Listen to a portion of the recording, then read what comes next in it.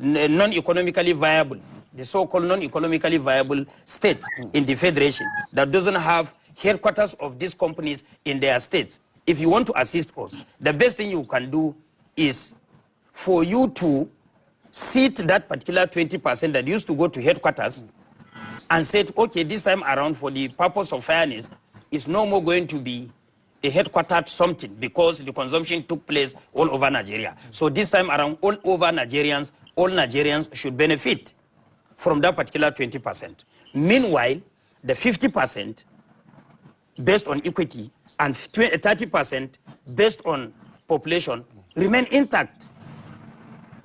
I hope you understand. That can even encourage other state governments to contribute their own quota. Activate economic processes. But now that we are begging that it shouldn't happen now because of our current situation, and I want to remind you, we are not lazy people. As insinuated. Yes, as insinuated. We are not lazy. If we are lazy, we wouldn't have produced people like Dangote, Abdusamad Ishaq Rabiu, Mohamed Indimi, to mention. But if you, all these are internationally recognized entrepreneurs, whether you like it or not. But what we are saying is, government refuse or fail to protect our environment to make it economically viable so that businesses can thrive. That is why these people had to compel themselves to go and establish their businesses outside the northern part of the country. Because these persons you named, yes, their businesses are outside the north. Yes. Dangote's businesses are in the south. Yes. In Lagos, for instance, yes, across the world, yes, Africa. Yes. The latest investment is in Lagos. The refineries in Lagos. Yes. The Boa Group is also investing billions in our Western state. Yes. And to you, it's because the federal government refused to make the north. It's not that they refused. If I say refused, if I say refuse, I'm not fair to federal government. Failed to secure our zone, failed to secure our region. Was it a deliberate act or the federal government was forced? Because there's no insurgency, for instance, in the southwest. There's no insurgency. Yes. So the federal government did not create the insurgency. There's no banditry in the southwest or south-south, as we see in the northwest. It wasn't a creature of the federal government. I know the causes of insecurity. We are going to another topic, and it's a topic for another discussion. The causes of insecurity, as we are all aware, particularly in the northern part of the country, is one, there is endemic poverty, there is pervasive illiteracy, and there is environmental degradation. Whether you like it or not. Problems state governments could have solved in the past. Then if state government failed to address all these issues and it escalated to insecurity, whose responsibility is to restore peace in that particular community? It's in the exclusive legislative list of the federal government. So what I'm trying to say in a nutshell, I don't want people to take advantage of our current situation and jeopardize the welfare and the well-being of our people. Okay, now this is not a permanent situation in the north. You are all aware that in the next few years, particularly by 2050, Nigeria's population is going to be projected to be 440 million. And 75% of Nigerians will be living in the northern part of the country. So it's better we move our attention, turn our attention to the north, so that we can make north economically viable, so that when the population growth came, we'll be able to... Or even manage the population. Manage the population. We can manage it in such a way that it will not hit those... That is the projection. Okay, now, within this tax reform bills, there's this provision that talked about, over time, I think by 2030, increase VAT rate from present 7.5% to 15%. Yes. It will hit some poor people, even though there are some provisions that say a lot of basic goods were exempted. Were exempted. I'm not seeing a pushback from National Assembly, from the North on this area.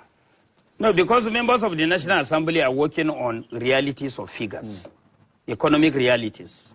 I hope you understand. VAT used to be actually. Okay. VAT used to be 5%. We were the one that made it 7.5%. Under Buhari. Under Buhari. There is nothing wrong if VAT can be increased, bearing in mind economic realities in the future. Let me give you an example. A value of $1 during Buhari was less than 1,000. Today, a value of $1 is almost 2,000 naira. So what I'm trying to say in a nutshell, we will take into cognizance economic realities before considering whether to approve or otherwise an increase in VAT or any form of tax. If people are economically viable, if people's purchasing power is very strong, there is nothing wrong in doing that because people contribute tax and the tax is going to work for them in return.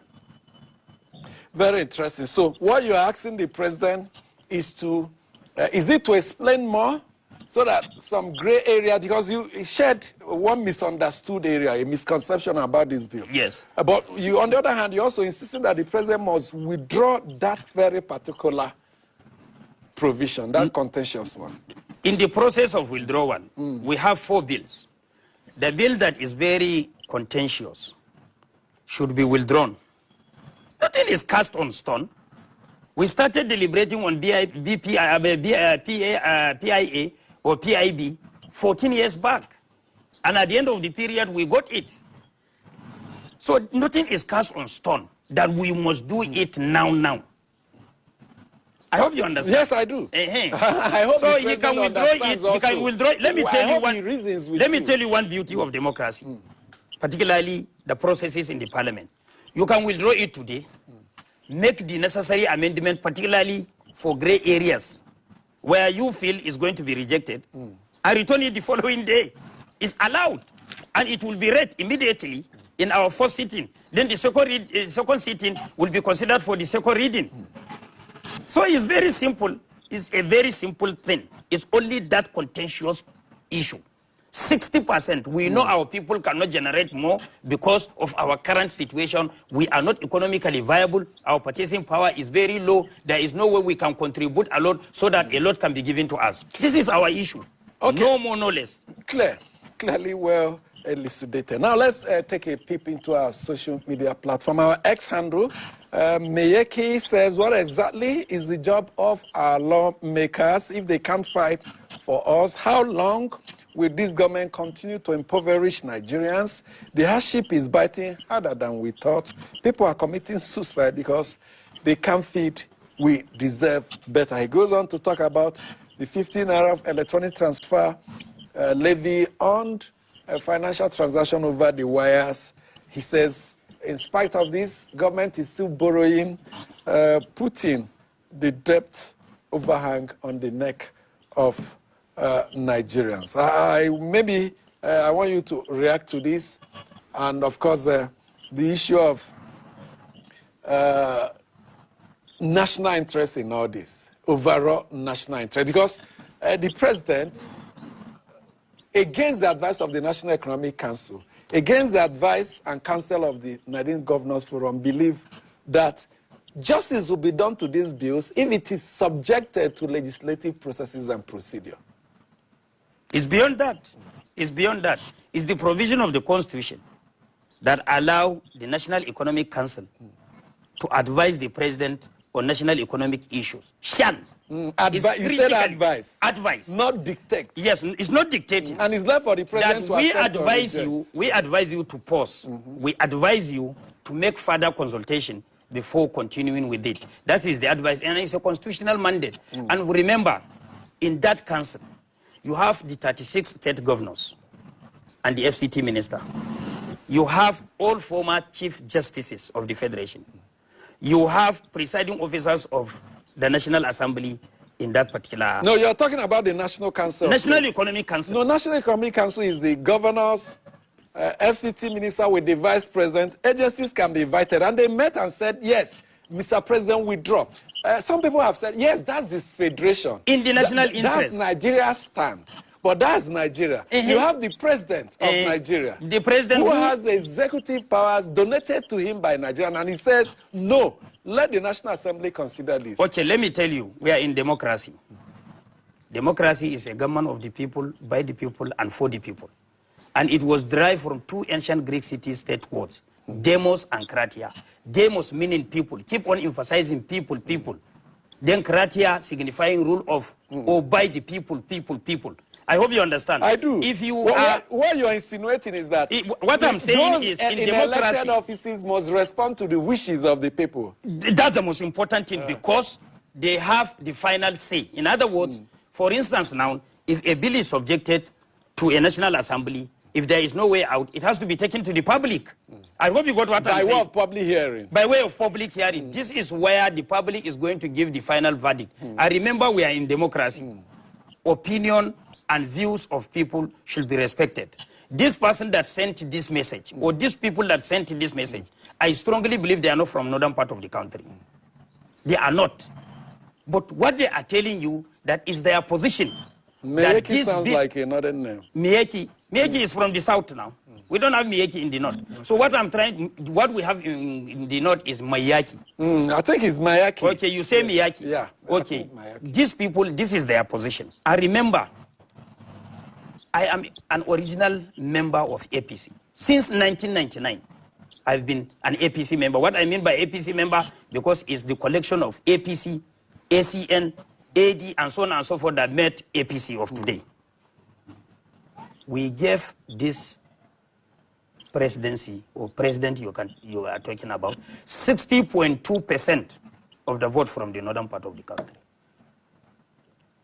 What we are doing is we want to retain the same presidency. We have to do something that can assuage the feelings of our people.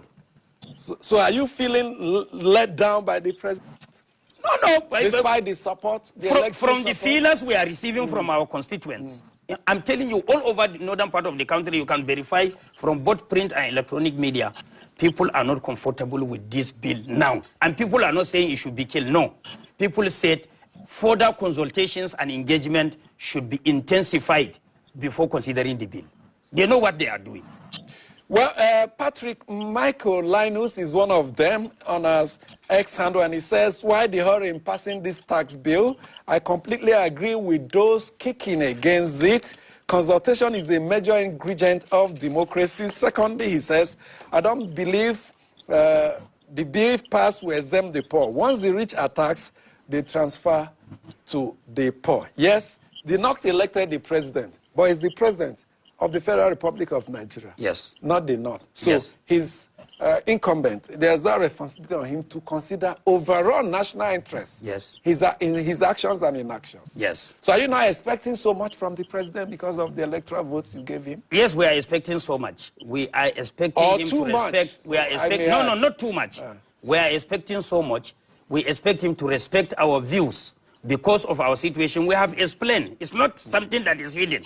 We have explained our situation. If the situation we are today in Nigeria, particularly the northeast sub-region, is the same situation that the southwest or southeast or southeast, I am assuring you, nobody can walk on the street of Nigeria freely.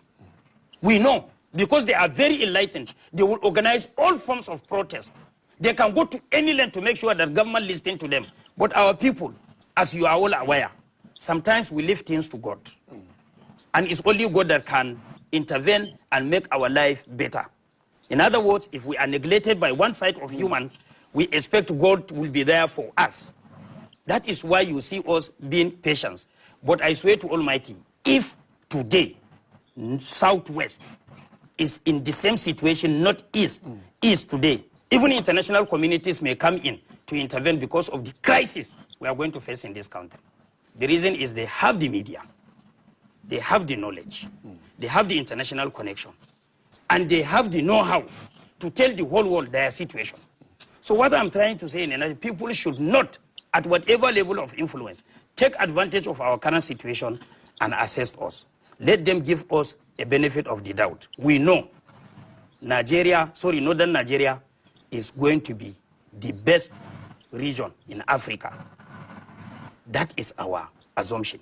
And the moment we have the required peace and stability, we have the economic viability in the north, I am assuring you that north we have a lot of mineral resources, we have a lot of natural resources that we can turn to wealth. Again, Robert, and from our